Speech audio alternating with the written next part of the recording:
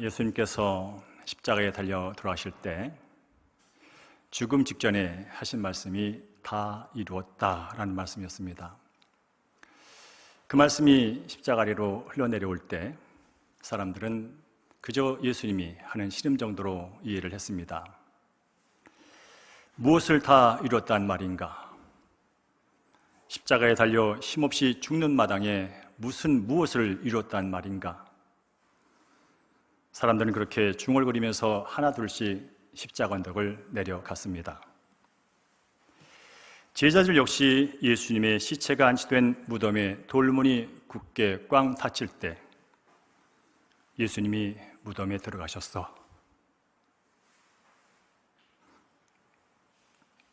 라며 절망의 소리를 내뱉었습니다. 제자들은 무덤 앞에서 지난 3년여 동안 예수님과 함께 온 여정의 끝을 무덤 앞에 돌문이 닫힐 때 경험했습니다.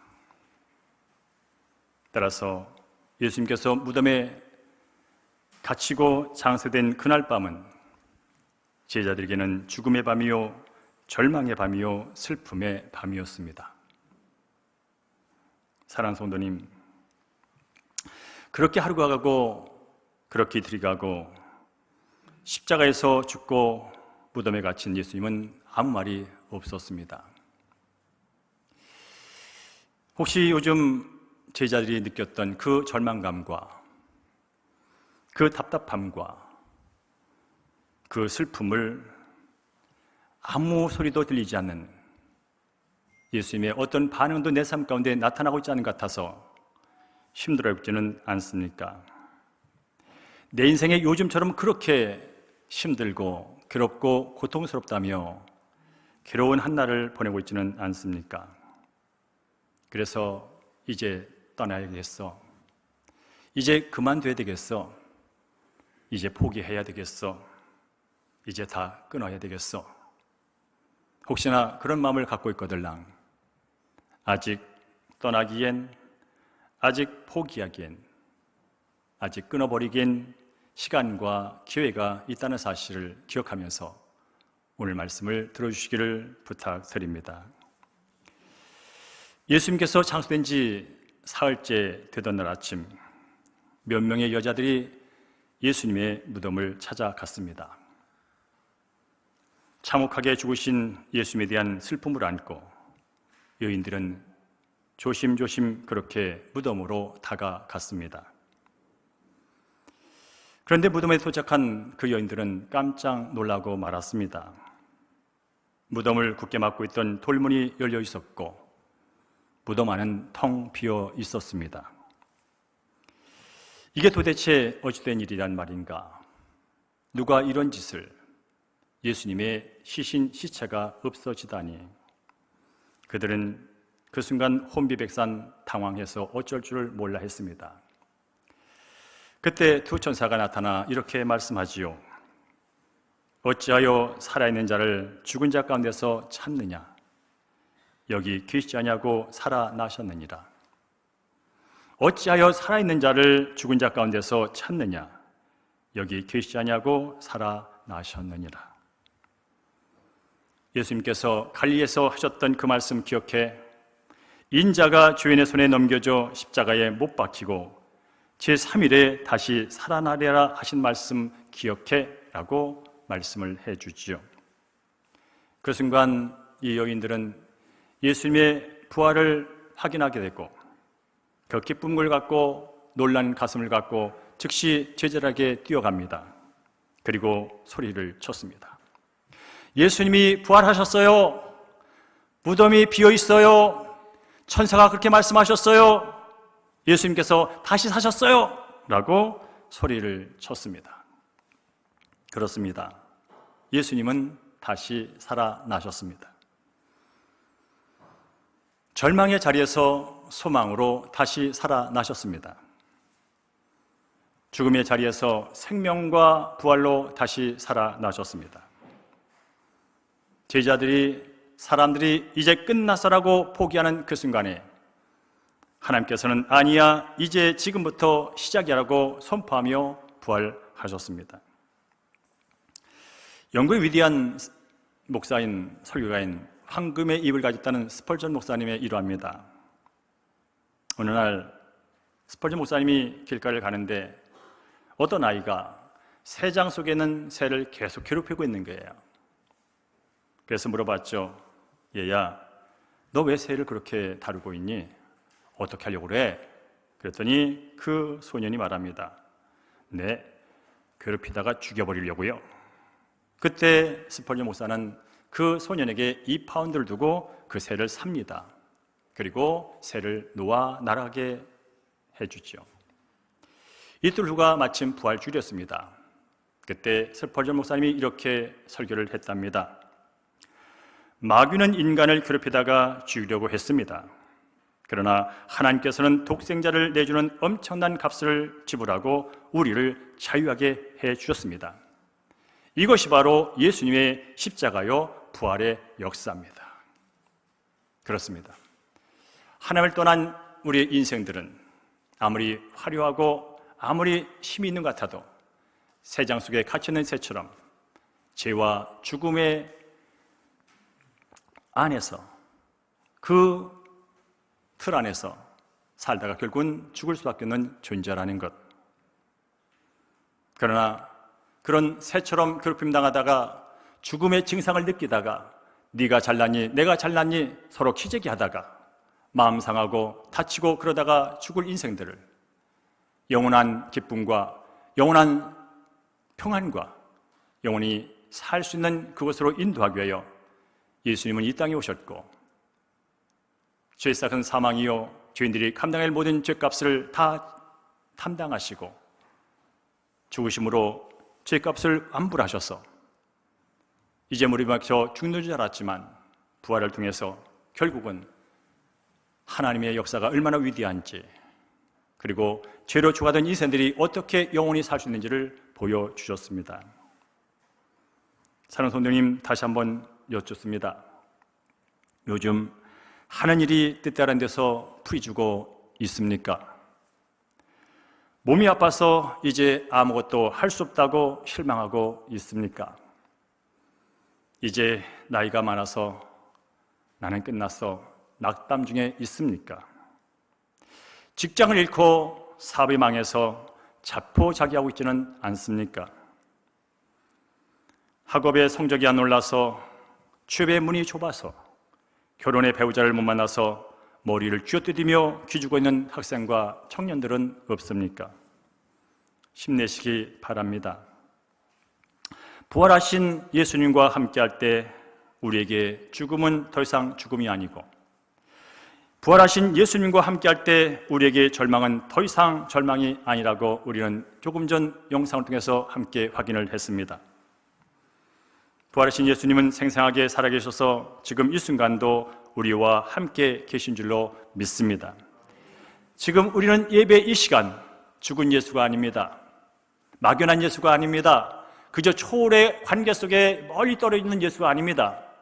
2000년 전 생생하게 무덤의 문을 열고 나오셔서 살아계셔서 승천하셔서 하나님 우편에서 이 우주 만물을 다스리는 예수님이라면 오늘 이 자리에 영으로 우리 함께 하시며 이 부활의 기쁨의 예배를 이 자리에 함께 받고 계신 줄로 믿습니다.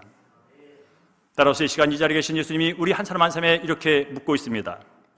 사랑하는 자녀들아, 나는 부활이요 생명이니 나를 믿는 자는 죽어도 살겠고 무릇 살아서 나를 믿는 자는 영원히 죽지 아니하리니 이것을 네가 믿느냐?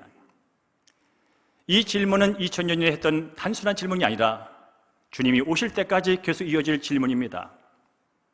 그 질문은 어떤 다른 사람에게 힘없고 가난하고 어떤 사람에게만 주어지는 질문이 아니라 바로 이 시간 예배드리는 우리 모든 사람에게 지금 예수님이 직접 하시는 질문입니다.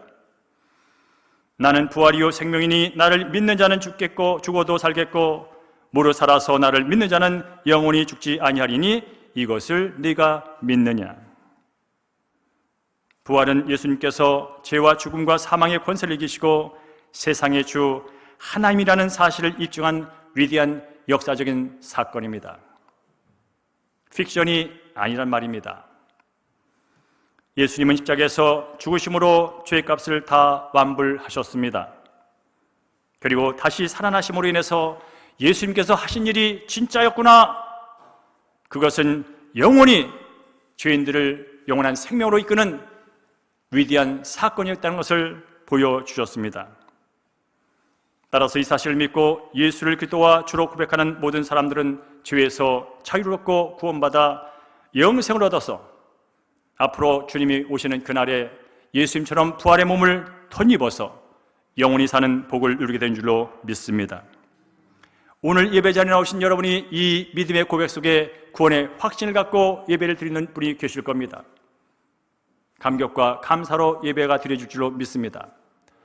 혹여나 아직도 예수 그리스도께서 해놓으신 그 모든 사건과 그 부활의 권능이 믿어지지 않아서 예배는 드리지만 답답한 분이 계시거나 다시 한번 조용히 성령께 의지하십시오. 지금 성경 말씀하고 있는 예수님의 사역과 예수님의 성품이 제 가슴 속에 온전히 믿어지기를 원합니다. 그 믿음을 통하여 나도 모든 굴레와 죄와 분노와 사슬에서 벗어나 참 자유를 누리며 참 평안을 누리며 참 기쁨 가운데 이 세상 주어진 시간을 살다가 영원히 눈물도 고통도 없는 곳에 주님과 함께 영원히 사는 그 복을 누리기 원합니다 라고 솔직하게 기도하시기 바랍니다.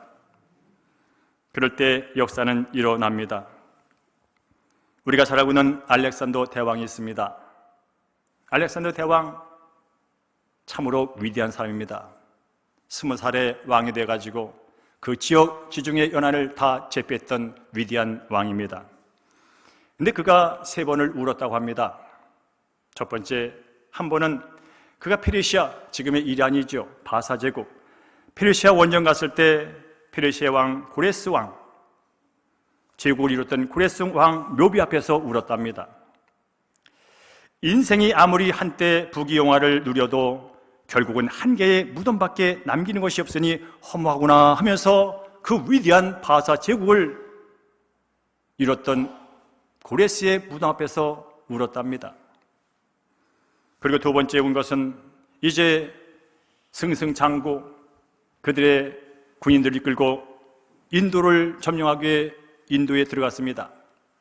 그런데 인도에 인더스강이라는 강이 딱 버티고 있었습니다.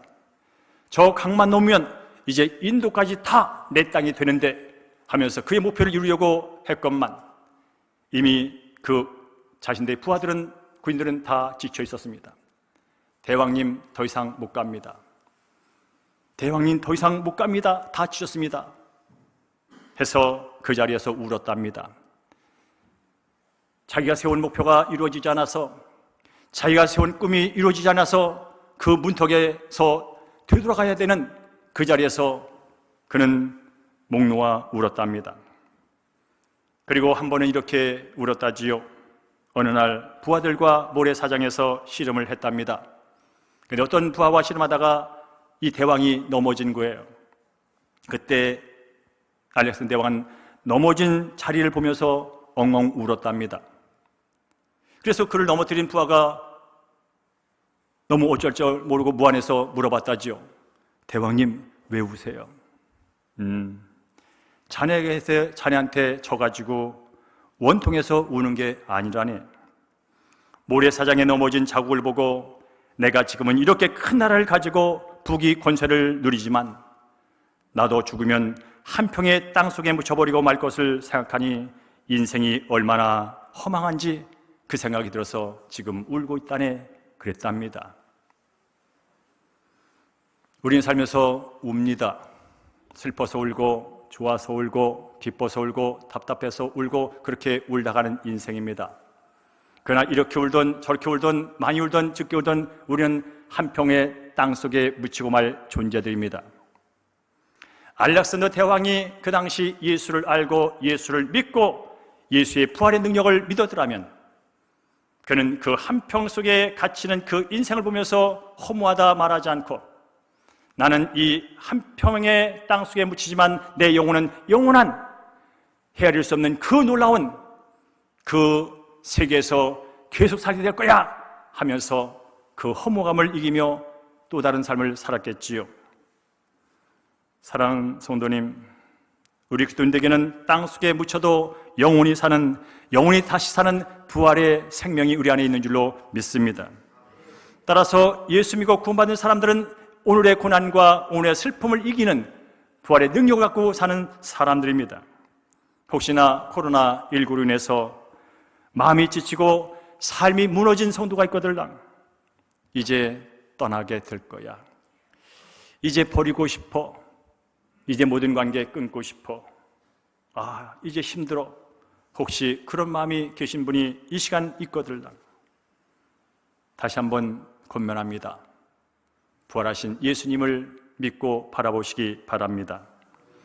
부활하신 예수님은 지금 이 자리에 우리의 마음속에 살아 계십니다. 부활하신 예수님은 지금 하나님의 우편에서 우리 한 사람 한 사람을 중보하고 계신다고 말씀하고 있습니다. 따라서 부활하신 예수님이 생생하게 살아계셔서 이 자리에 계신 우리 삶 가운데 계신 그분이 내 삶을 도와주시고 그분이 나를 위로하시고 내 손을 붙잡아 준다면 안 될 것도 없고 못할 도 없다고 믿으시고 그분을 바라보시기 바랍니다. 무엇보다 우리들도 이제 주님 오시는 그날, 그 순간에 부활의 몸을 입고 영원히 살게 되는 소망을 여러분 이 땅에서 사는 순간순간 놓치지 말고 사시를 주의 이름으로 축복합니다. 저는 주일만 되면 아침 일찍 일어나서 동네 한 바퀴를 돕니다. 이 동네를 돌면서 기도도 하고 한날을 준비합니다. 오늘도 아침에 일어나서 이제 나가는데 그 창가에, 계단 창가에 햇살이 비춰오는 거예요. 이 햇살이 어떤 햇살이냐면 2022년 4월 17일 부활 아침 햇살이에요. 그래서 제가 그걸 보는 순간 집으로 다시 들어갔어요. 왜요? 카메라 가져서 찍으려고. 그래서 나와서 글을 찍었어요. 찍고 이제 우리 교회는 옥상에 하늘 정원이 있지만 요 아파트 뒤에는 하늘 공원이 있어요. 거기를 올라가면서 제가 사진 몇 건을 찍었어요. 네, 오늘따라 저는 그 태양이 강렬하게 느껴졌습니다. 아름답게 느껴졌습니다. 그러면서 생각이 하나 들었습니다. 이 눈에 보이는 태양이 아무리 강렬하고 아무리 찬란해도 그것은 표면만 비추는 태양에 불과하구나. 그런데 예수 그리스도의 부활의 생명의 빛은 외형적인 표면만 비추는 것이 아니라 내 마음을 비추고 있구나. 이 땅에 있는 모든 사람의 마음을 비추는 위대한 빛이구나. 따라서 예수님의 부활의 생명의 빛이 사람 내면 속에 비추어지면, 영상을 띄워줄까요? 어두운 마음은 밝은 마음으로 비치게 되고, 여러분 아무리 정오의 뜨거운 햇살 아래 여러분이 나간단들 여러분 속에 있는 그 우울한 감정과 그 답답한 마음과 그 아픈 마음과 그 분노와 그 시기와 질투가 사라지지 않습니다.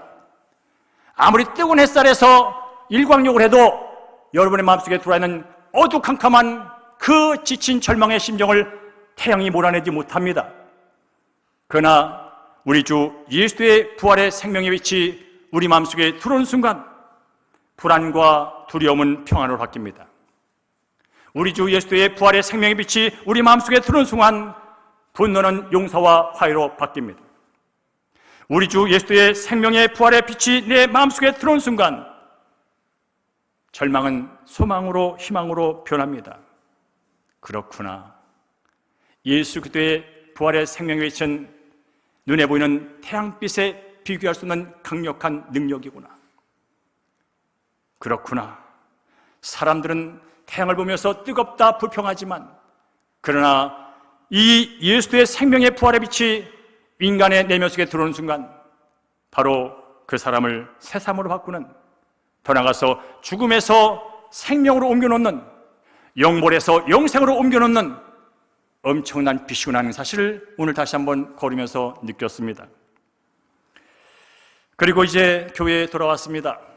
교회에 오니까 아직 우리 교회 꽃밭에는 햇빛이 들지 않았습니다. 왜냐하면 저 앞에 높은 아파트가 떡 가로막고 있기 때문에 그렇습니다. 아파트가 없을 때는 그냥 해가 뜨는 순간 우리 교회가 빛났어요. 그러나 이제는 아파트 벽 사이로 오는 빛을 제가 일어나면서 봤던 것이고 와서 보니까 아직 햇빛이 없어요. 그래서 제가 올라가다가 햇빛을 받은 꽃을 하나 찍었어요. 그러고 나서 제가 PPT를 만들었어요. 그러고 나서 이제 시간이 지나서 내려보니까 우리 화단에도 햇빛이 비면서 화단의 꽃이 그 빛을 받고 있더라고요. 그러면서 그 꽃들이 아름다움을 드러내고 있었습니다. 그리고 저의 눈을 다시 사로잡았습니다. 그리고 주변에 왔던 우리 권사님, 집사님들이 목사님이 아름답죠? 라고 말을 했습니다. 그렇습니다. 태양빛을 받은 그 꽃은 너무나 아름다웠습니다. 너무나 예뻤습니다. 그리고 그것을 보는 제 마음은 기쁨이었고 평안이었고 행복이었습니다. 자, 저 그림을 다시 한번 크게 보여줄까요? 저게 제가 오늘 처음 만났던 태양입니다. 2020년 4월 17일 부활의 아침에 만났던 첫 태양입니다. 저 태양은 지금도 저 꽃밭을 비춰주고 있습니다. 저 태양을 빛을 받은 꽃들은 지금 신이 나서 환하게 웃으며 자기의 역할을 잘 감당하고 있습니다. 힘들고 지친 사람에게 저 꽃은 아저씨, 아줌마 저 좀 보세요 라면서 희망을 주기 위하여, 기쁨을 위하여 그들은 지금도 그 자리를 지키고 있습니다. 자, 길에 펴 있는 꽃 한 송이, 정원에 펴 있는 꽃 한 송이가 이른 아침에 태양을 받아 저렇게 아름답고 행복한 모습으로 지나가는 사람들을 기쁘게 해주고 있다면, 세상에 그 어떤 빛보다 아름답고 찬란한 우리 주 예수의 부활의 생명의 빛이 여러분 안에 가득 비춰질 때 우리는 어떤 삶을 살 수 있게 될까요? 사랑하는 대형교회 성도 여러분들이여, 여러분은 예수님을 언제 만나셨습니까? 여러분은 진정 예수님의 부활의 생명의 빛으로 거듭난 경험을 갖고 있습니까? 예수의 생명의 부활의 빛이 내 안에 있는데 왜 그렇게 여전히 어둡습니까? 왜 그렇게 분노하십니까? 왜 그렇게 남 탓하십니까? 왜 그렇게 작은 것에도 넘어지십니까?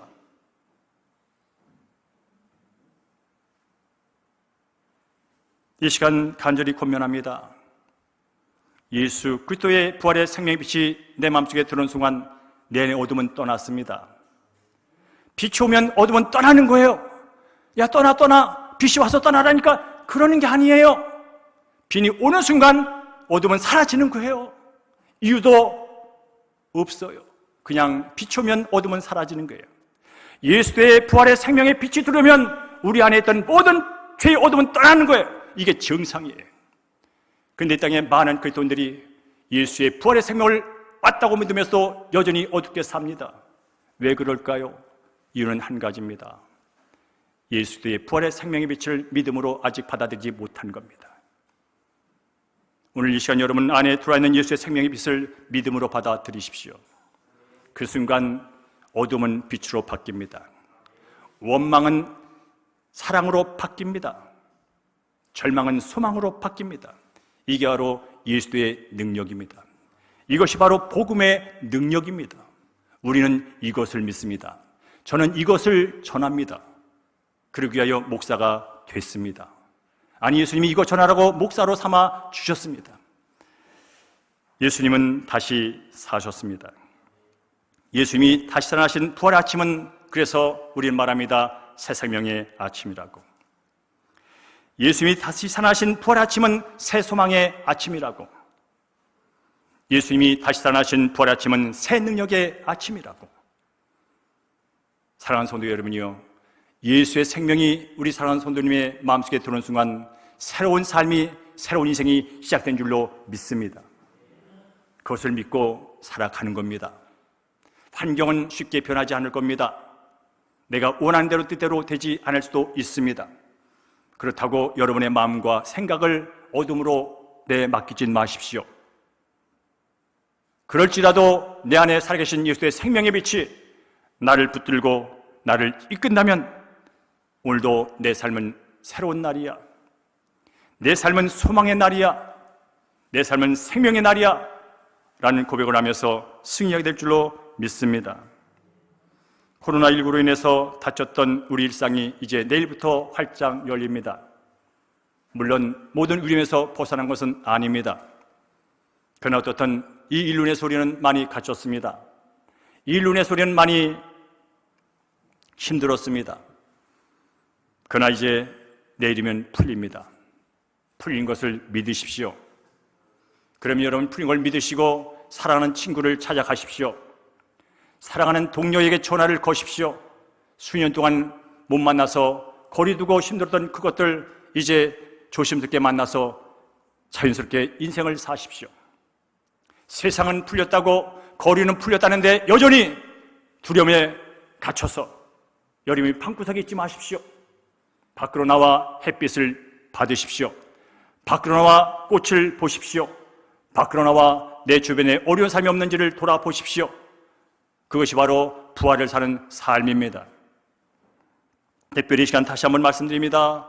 오늘 이 시간 부활하신 예수의 부활의 생명의 빛이 우리 사랑하는 성도님의 마음속에 가득 있는 줄 믿고 여러분께서 믿음으로 고백할 때 그 믿음을 통해서 우리의 모든 어두움은 떠나가고 기쁨으로 새로워지는 날이 될 줄로 믿습니다.